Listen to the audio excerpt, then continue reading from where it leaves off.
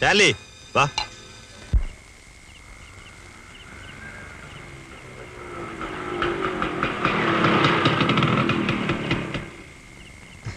ആരാ? ഒന്നുമില്ല. ആരെ കാണാനാ നിൽക്കുന്നത്? വെറുതെ. ഈ അസമയത്ത് ഞങ്ങളുടെ ഗേറ്റ് വന്ന് നിൽക്കുന്നത് എന്തിനാന്ന് ചോദിച്ചത്. നിങ്ങളുടെ ഗേറ്റാണെന്ന് അറിഞ്ഞില്ല. താൻ ആരാടോ? എടോ പോടോ എന്നുള്ള വിളിയൊന്നും വേണ്ട. നിയമമൊക്കെ അറിയാവുന്ന ആള് തന്നെ ഞാൻ. നിങ്ങളുടെ ഗേറ്റിൽ നിൽക്കുന്നില്ല. റോഡിൽ നിൽക്കാൻ ഒരാളുടെ അനുവാദം ആവശ്യമില്ലല്ലോ. ആരാള്? കുറെ നേരമല്ലോ അവിടെ നിൽക്കാൻ തുടങ്ങിട്ട്. ആരാണെന്ന് പറയുന്നില്ല രാജ. കഴിഞ്ഞ ആഴ്ച തഹസിൽദാരുടെ വീട്ടിലെ കിടപ്പുമുറിയുടെ ജനാലക്കാട്ട് നീക്കി നോക്കിയവനെ പറ്റാണോ? വിടരുതവനെ. അത് ഞാനൊന്നുമല്ല. പിന്നെ ആരാന്ന് പറയണ? നിക്കടാ അവിടെ. നിക്കാനാ പറഞ്ഞത്. അവിടെ നിക്കണം.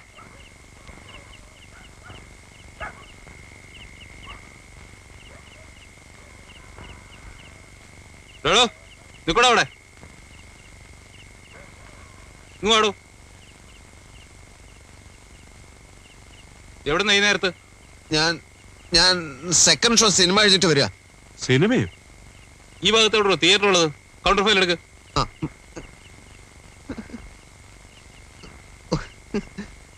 സാർ സത്യം പറയാം, ഞാനൊരു അഡ്വക്കേറ്റ് ആണ്. അഡ്വക്കേറ്റ്? കൗണ്ടർ ഫയൽ എടുക്കടാ. സാർ എടാന്നൊന്നും വിളിക്കരുത്. അഡ്വക്കേറ്റ് PS നെന്മാറാന്ന് കേട്ടിട്ടില്ലേ? ഇല്ല. ആദ്യം നീ സിനിമയ്ക്ക് പോയെന്ന് പറഞ്ഞു. ഇപ്പൊ നീ അഡ്വക്കേറ്റ് ആണെന്ന് പറയണം. ശരിക്കുള്ള സത്യം സ്റ്റേഷനിൽ കൊണ്ടേ പറയിപ്പിക്കണം. നടക്കണം. ഓ, നീ വന്നു അല്ലേ? എന്റെ പ്രാർത്ഥന ദൈവം കേട്ടു. എന്ത് പ്രാർത്ഥന? എന്നെ തനിച്ചാക്കല്ലേ, കുഞ്ഞിക്കണ്ണനെ വേഗം വരുത്തണേന്ന് ദിവസത്തിൽ 3 നേരം പ്രാർത്ഥിക്കായിരുന്നു. അതൊരു ചതിയായിപ്പോയി. വെറുതെ അല്ല എന്റെ പ്രാർത്ഥന ദൈവം കേൾക്കാതിരുന്നത്. ഇങ്ങോട്ട് ഇനി വരില്ല എന്ന് പറഞ്ഞപ്പോ വലിയ വക്കീൽ എന്നെ തല്ലി. ആ കൊലപ്പുള്ളി എന്നെ കൊന്നാലോ എന്ന് ചോദിച്ചപ്പോ പറയാ, നീ ചത്ത നിന്റെ ശേഷക്രിയ ഞാൻ ഭംഗിയായി നടത്തിക്കോളാ കുഞ്ഞിക്കണ്ണാന്ന്. അതൊരു വലിയ കാര്യം തന്നെ കുഞ്ഞിക്കണ്ണ.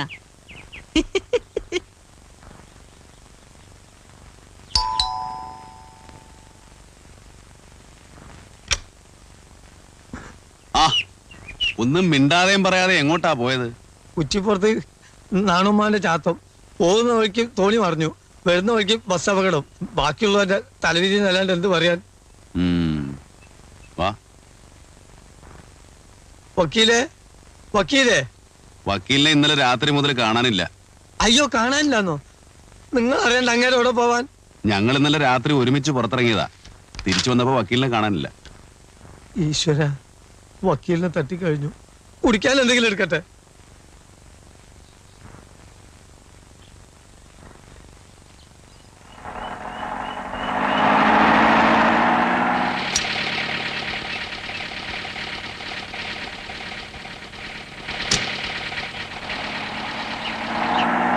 കുഞ്ഞിക്കണ്ണൻ എവിടെയായിരുന്നു? അങ്ങോട്ട് പോകുമ്പോ ബസ് അപകടം, ഇങ്ങോട്ട് വരുമ്പോ തോണി മറിഞ്ഞ്. നാണുമാമന്റെ ചാത്തേ ഉച്ചിപ്പുറത്ത്.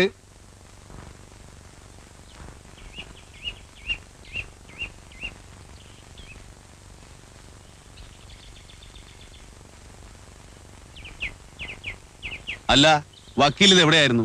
ഇന്നലെ ആ ഏരിയ മുഴുവൻ ഞാൻ അരിച്ചു പെറുക്കിയല്ലോ. കുഞ്ഞിക്കണ്ണ, കുറച്ച് എണ്ണയും കുഴമ്പൊക്കെ എടുത്തു വെക്ക്. വെള്ളവും ചൂടാക്കിക്കോ. ഒന്ന് കുളിക്കണം. ചെല്ലു ചെല്ലു ചെല്ലു. എനിക്കൊന്നും ചെയ്യാൻ പറ്റില്ലെന്ന് പറഞ്ഞില്ലേ? ഡയറക്ടർ കൊണ്ട് തീരുമാനമാണ്. ടെർമിനേഷൻ നോട്ടീസ് തന്നാൽ അത് മാറ്റിട്ട് പോവുക. അതിനെന്തെങ്കിലും കാരണം വേണ്ടേ സർ? കാരണം എന്തെങ്കിലും ഉണ്ടാവുന്ന കൂട്ടിക്കോളൂ. അതറിഞ്ഞാലേ എന്റെ ഭാഗത്തുനിന്നുള്ള തെറ്റെന്താണെന്ന് എനിക്ക് മനസ്സിലാവുള്ളൂ. ആവശ്യമില്ലാത്ത കാര്യങ്ങൾ അന്വേഷിക്കുന്നതാണ് മാനസയുടെ ഒരു തെറ്റ്. ഈ പത്രത്തിന് മാനസയുടെ സേവനം വേണ്ടാന്ന് പറഞ്ഞാൽ പിരിഞ്ഞു പോവുക, അത്ര തന്നെ. എങ്കിലും ഇത്ര നാളെ ഈ പത്രത്തിന് വേണ്ടി ഞാൻ കഷ്ടപ്പെട്ടതല്ലേ? അതൊക്കെ എനിക്കറിഞ്ഞൂടെ. ഇതുകൊണ്ടൊന്നും തന്റെ ഭാവിക്ക് ഒരു കുഴപ്പമില്ല. മാനസയ്ക്ക് കഴിവും അത് ഉപയോഗിക്കാനുള്ള ധൈര്യമുണ്ട്. അവസരങ്ങൾ താനേ വന്നോളും. ധൈര്യമായിരിക്കും. എന്തായി? കാര്യങ്ങളൊക്കെ പറഞ്ഞു. വളരെ വിഷമത്തോടെ പോയത്. അത് സാരമില്ല. വാസ്തവത്തിൽ മാനസ് നമ്മുടെ സ്ഥാപനത്തിൽ ഒരു അസറ്റ് ആയിരുന്നു. വാര്യർക്ക് അറിയാമല്ലോ, ഇത് എന്റെ മാത്രം താല്പര്യമല്ല. ഇനി അവളിവിടെ വർക്ക് ചെയ്താൽ അത് ഈ സ്ഥാപനത്തിന് തന്നെ അപകടമാണ്. ഒരു ജേർണലിസ്റ്റിനേക്കാൾ നമുക്ക് ആവശ്യം നമ്മുടെ സുഹൃത്തുക്കളാണ്.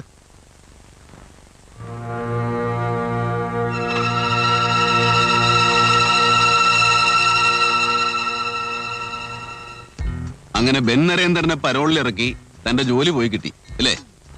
അന്ന് കാര്യകാരണങ്ങൾ നിരത്തി താൻ എനിക്കൊരു പാലം തീർത്തന്നില്ലേ സമൂഹത്തിലേക്ക് ഇറങ്ങിച്ചെല്ലാൻ? ഇപ്പൊ എന്തായി? ഇതുകൊണ്ടാണ് പുറം ലോകത്തേക്ക് ഞാനില്ലെന്ന് പറഞ്ഞത്. ജയിലിനകത്തുള്ളവരെ നമുക്ക് തിരിച്ചറിയാം. കുറ്റവാളികളെന്ന് മുദ്ര കുത്തപ്പെട്ടവരാണ് അവർ. പക്ഷെ പുറത്തുള്ളവരോ? ചിരിച്ച മുഖവുമായി വന്ന് പിന്നിൽ നിന്ന് കുത്തുന്ന ക്രിമിനൽസ് ആരാണെന്ന് നമുക്ക് തിരിച്ചറിയാൻ കഴിയില്ല. ഏതായാലും ഒരു കണക്കിന് ഞാൻ രക്ഷപ്പെട്ടു. ഇനി ഇന്റർവ്യൂ, ഫീച്ചർ എന്നൊക്കെ പറഞ്ഞ് താൻ എന്നെ ശല്യം ചെയ്യില്ല. അങ്ങനെ രക്ഷപ്പെട്ടു എന്ന് കരുതണ്ട. ഈ നാട്ടിൽ വേറെയും പ്രസിദ്ധീകരണങ്ങളുണ്ട്.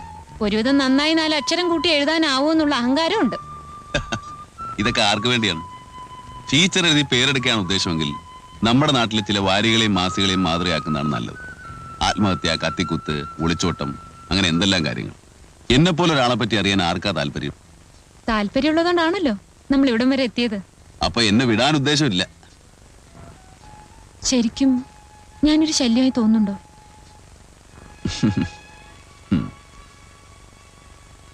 തുറന്നു പറയണം. തുറക്കാനും അടയ്ക്കാനും ഒന്നും എനിക്ക് സമയമില്ല. തിരിച്ചു പോകാൻ ഇനി വളരെ കുറച്ച് ദിവസങ്ങളേ ഉള്ളൂ. എന്റെ മനസ്സിൽ പല പദ്ധതികളും ഉണ്ട്. പരോള് നീട്ടാനായിരിക്കും. വേണ്ട, ഇപ്പൊ തന്നെ ദിവസങ്ങൾ കൂടുതലായിട്ടാ എനിക്ക് തോന്നുന്നു. അതല്ല, ശിക്ഷ ഇളവ് ചെയ്യാൻ പറ്റുമെന്നാണ് എന്റെ ശ്രമം. ബെൻ നരേന്ദ്രന് കിട്ടിയ അവാർഡ് അപ്രധാനമായ ഒന്നല്ല. മന്ത്രിമാരിലും ഉദ്യോഗസ്ഥന്മാരിലും സഹൃദയത്വമുള്ളവർ കാണുമല്ലോ. ഒരു പെണ്ണ് വിചാരിച്ച ഇതൊക്കെ സാധിക്കുമെന്നായിരിക്കും. ഇത് മാത്രമല്ല, ജനുവിന്റെ മരണത്തെപ്പറ്റി ഒരു അന്വേഷണം ഉണ്ടാക്കണം. മിസ്റ്റർ ജോൺ സക്രയെ പോലുള്ള സാക്ഷികളുള്ളപ്പോ നമുക്ക് പലതും ചെയ്യാൻ സാധിക്കും. മാനസ ഒരു സാധാരണ പെൺകുട്ടിയല്ല.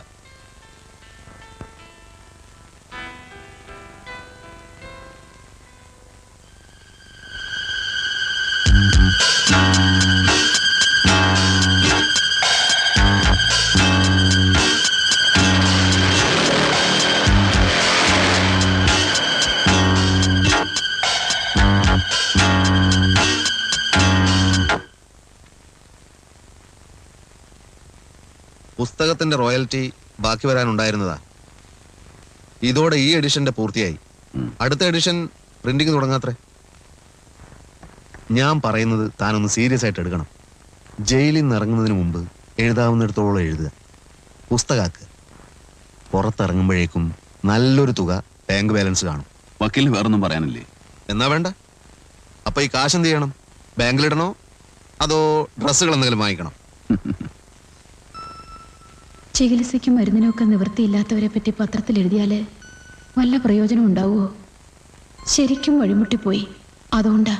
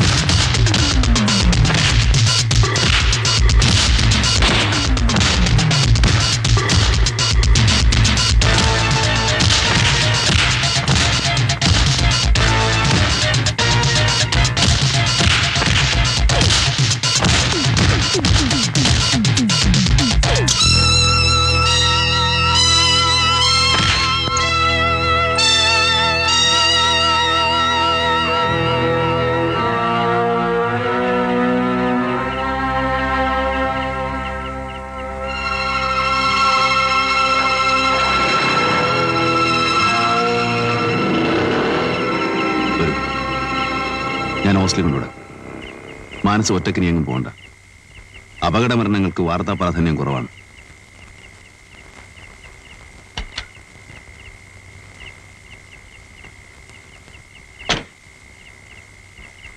ഞാൻ വന്നത് ഒരു കാര്യം പറയാൻ വേണ്ടിയാ.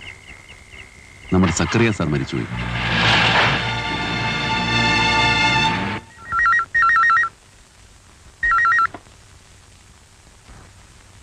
Hello, yes, advocate P S Nenmara here.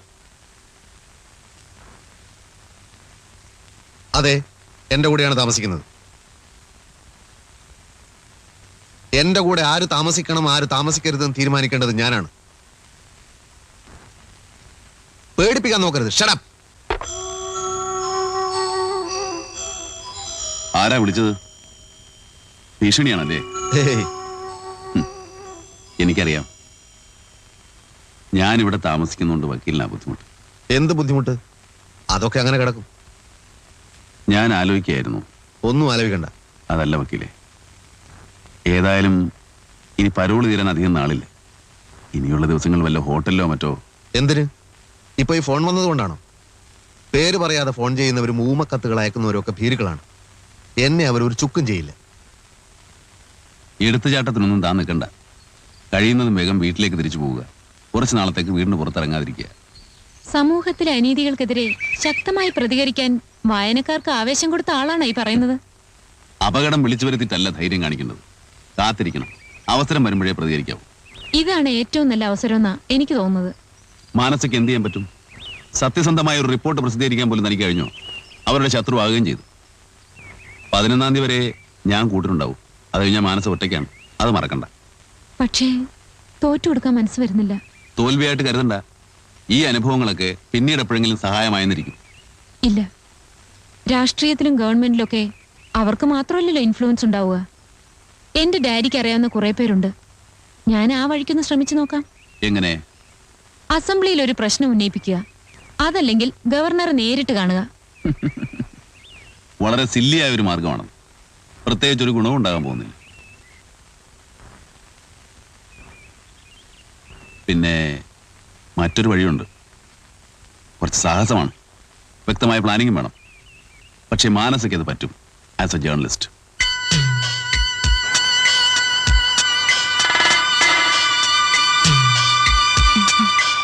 Printing എല്ലാ എഡിഷനും ആയോ? എവിടെ? സിറ്റി എഡിഷന് മാറ്റർ പോലും എത്തിയിട്ടില്ല. എന്താ ഈ രാത്രിയില്? ഞാനിവിടുന്ന് വിട്ടു, അറിഞ്ഞില്ലേ? ആ, ആരോ പറഞ്ഞു.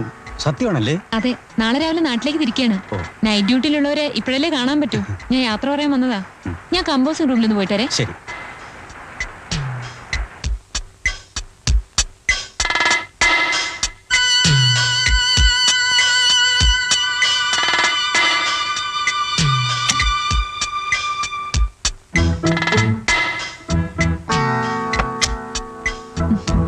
ഹലോ. മാനസന്റെ ഈ സമയത്ത് ഇപ്പൊ വന്നാലേ നിങ്ങളൊക്കെ കാണാൻ പറ്റൂ. എഡിറ്ററായിട്ട് എന്തെങ്കിലും പ്രശ്നം ഉണ്ടായോ? ഏയ് ഒന്നുമില്ല, ജോലി ഒന്നും മതിയെന്ന് തോന്നി, അത്രേ ഉള്ളൂ. സിറ്റി എഡിഷന്റെ പണി കഴിഞ്ഞില്ലേ? ഇല്ല, മാറ്റർ കമ്പോസ് ചെയ്യുന്നുള്ളൂ. ആ, ജോലി നടക്കട്ടെ. സോറി. Thank you. വരട്ടെ. ശരി ശരി.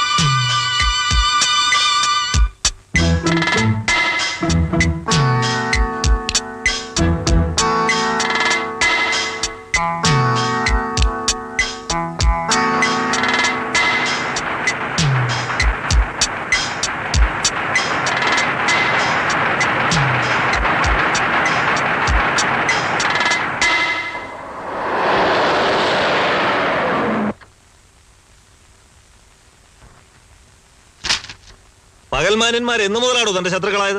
നമ്പ്യാരെ, ഞാൻ പറയുന്നൊന്ന് കേൾക്കണം. വേണ്ട, നേരം പുലർന്നപ്പോൾ മുതൽ ഞാൻ കേട്ടോണ്ടിരിക്കുക. ഫോൺ കാളുകൾ, അന്വേഷണങ്ങൾ, നാട്ടുകാരൊക്കെ ചൂടുള്ള ഒരു വാർത്ത കിട്ടിയല്ലോ. എന്ത് തെറ്റാണോ തന്നോട് ഞാൻ ചെയ്തിട്ടുള്ളത്? നമ്പ്യാരെ, കാര്യം അറിയാതെ ബഹളം വെക്കരുത്. ഞങ്ങൾ ആരും അറിയാതെയാ വാർത്ത വന്നത്. വാര്യരോട് ചോദിച്ചു നോക്കൂ. നിങ്ങളറിയാതെ നിങ്ങളുടെ പത്രത്തിൽ എങ്ങനെയോ വാർത്ത വരുന്നത്? അതെ സർ, ഇത് കണ്ടില്ലേ, ലാസ്റ്റ് എഡിഷനിൽ മാത്രമാണ് ന്യൂസ് വന്നിരിക്കുന്നത്. പരസ്യത്തിന്റെ മാറ്റം പേസ്റ്റഡ് പേരിൽ നിന്ന് മാറ്റി നമ്മുടെ ഫോട്ടോ കമ്പോസിംഗിൽ കമ്പോസ് ചെയ്ത് ഒട്ടിച്ചു വിട്ടിരിക്കുകയാണ്. പ്രൂഫ് റീഡിംഗ് പോലും കഴിഞ്ഞിട്ടാ ഇത് നടന്നിരിക്കുന്നത്. അസംബ്ലി കൂടുന്ന സമയമാ. പ്രതിപക്ഷത്തുള്ള ഏതെങ്കിലും ഒരുത്തം കുത്തിപ്പൊക്കിയ ആരൊക്കെ കുടുങ്ങുമെന്ന് ആർക്കറിയാം? ആർക്കാണോ ഇതിന്റെ ഉത്തരവാദിത്വം? തനിക്കോ അതോ പ്രസിലെ തൊഴിലാളിയേക്കോ? എല്ലാവരെയും വിളിക്കാൻ ചോദിച്ചു സർ, ആരും ഇത് അറിഞ്ഞിട്ടില്ല. ലാസ്റ്റ് എഡിഷൻ പ്രിന്റ് ചെയ്യുന്ന സമയത്താണ് ആ പെണ്ണോടെ വന്നത്. അതെനിക്ക് കറണ്ടും പോയി. ഏത് പെണ്ണ്? നമ്മളൊന്ന് പിരിച്ചു വിട്ടില്ലേ, അവള് തന്നെ, മാനസ.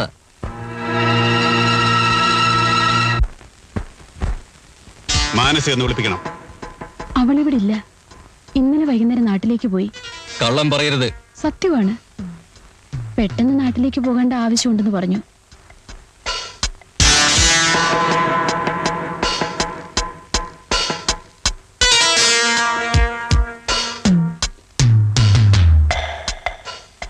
ദയവ് ചെയ്ത് പുറത്തു പോകണം. ഇത് പെൺകുട്ടികൾ താമസിക്കുന്ന ഹോസ്റ്റലാണ്. ഇവിടെ പ്രശ്നം ഉണ്ടാക്കരുത്. അവളിവിടെ ഇല്ല, സത്യമായിട്ടും ഇല്ല. ഓ, മാനസ. എന്നെ ഇന്റർവ്യൂ ചെയ്യാമെന്ന ആ കുട്ടി. She's A real nuisance mister Jaleel. ഇടവും വലവും എന്നെ വിട്ടിരുന്നില്ല. ഇന്റർവ്യൂ, ഫ്യൂച്ചർ എന്നൊക്കെ പറഞ്ഞ് എത്ര ദിവസം ഇവിടെ കയറി ഇറങ്ങിയെന്നറിയോ? അവസാനം മുഖത്ത് നോക്കി പറയേണ്ടി വന്നു ഇറങ്ങിപ്പോവാൻ. അല്ല, അവക്കിപ്പോ എന്ത് പറ്റി? അവൾ ഇവിടെ ഉണ്ടോന്നാ ഞങ്ങൾക്ക് അറിയേണ്ടത്. മനസ്സിലായില്ല. ഞങ്ങൾ അവളുടെ ഹോസ്റ്റലിൽ പോയിരുന്നു. ഇന്നലെ രാത്രി അവൾ അവിടെ ചെന്നിട്ടില്ലെന്നറിഞ്ഞു. അത് ശരി. ഞങ്ങൾ രണ്ട് അവിവാഹിതര് മാത്രമാണ് ഇവിടെ താമസം. വക്കീലിനാണെങ്കിൽ കേസും കക്ഷികളും ഒന്നല്ലാതെ വേറെ ഒരു വിചാരവും ഇല്ല. പിന്നെ ഞാൻ ആ അവാർഡ് ദാന ചടങ്ങ് കഴിഞ്ഞാൽ നമ്മൾ നമ്മുടെ പഴയ സ്ഥലത്തേക്ക് തിരിച്ചു പോകാനിരിക്കുക. മാത്രമല്ല, ഈ കാര്യത്തിൽ ഞാൻ വളരെ ഡീസന്റ്. എന്താ പ്രശ്നം? പ്രശ്നം ഞങ്ങൾ അവളോട് നേരിട്ട് പറഞ്ഞോളാം. ഓ ശരി ശരി. അവൾ ഇവിടെ വരാൻ സാധ്യതയില്ല. വരികയാണെങ്കിൽ ഞാൻ അറിയിക്കാം. മറ്റേ ആ ഷോറൂമിന്റെ നമ്പർ വിളിച്ചാൽ മതിയല്ലോ. ആ പിന്നെ രാവിലെ പത്രത്തിലൊരു ന്യൂസ് വായിച്ചു. എന്നോ നടന്ന ഒരു സംഭവം ഇത്രയും നാൾ കഴിഞ്ഞ് കുത്തിപ്പോക്കാൻ ആ പത്രക്കാർക്ക് നിങ്ങളോട് വല്ല വിരോധമുണ്ടോ? I'm sorry. സിറ്റി മുഴുവൻ ഇതിന്നൊരു വാർത്തയായതുകൊണ്ട് ഒരുപാട് പേര് ചോദിച്ച് ബുദ്ധിമുട്ടിച്ച് കാണുമല്ലേ? പോയിക്കോളൂ, നമുക്ക് പിന്നീട് സംസാരിക്കാം.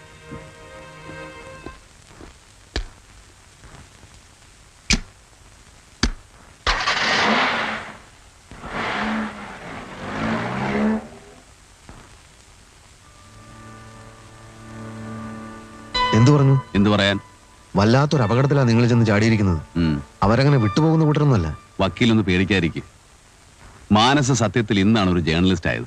കുറെ കാര്യങ്ങളെങ്കിലും ജനങ്ങളെ അറിയിക്കാൻ സാധിച്ചല്ലോ. നാളെ കഴിഞ്ഞാൽ താനങ്ങ് തിരിച്ചു പോകും. ജയിലിനകത്തായ പിന്നെ ആരെയും പേടിക്കണ്ടല്ലോ. എന്നാ വക്കീലും കൂടെ അവിടെ വന്ന് കിടക്കും. എന്റെ കാര്യമല്ല, ഈ കുട്ടിയുടെ കാര്യം ഓർത്താണ്. അവരിനിയും വന്നുകൂടാന്നില്ല. നാളത്തെ അവാർഡ് ഫംഗ്ഷൻ കഴിഞ്ഞാ ഞാൻ നാട്ടിലേക്ക് പോയിക്കോളാം. അതുവരെ എവിടെ പോയി താമസിക്കും? ഞാനത് ആലോചിച്ചു. അനാഥ മന്ദിരത്തിലെ സൂപ്രണ്ടിനോട് പറഞ്ഞ് 1-2 ദിവസം അവിടെ താമസിക്കാം. കൊള്ളാം. അത് തന്നെയാണ് പറ്റിയ സ്ഥലം. അപ്പൊ പിന്നെ ഞാൻ പെട്ടെന്നൊന്ന് റെഡിയാവട്ടെ. പോകുന്ന വഴിക്ക് കോർട്ടിൽ ഇറങ്ങാലോ.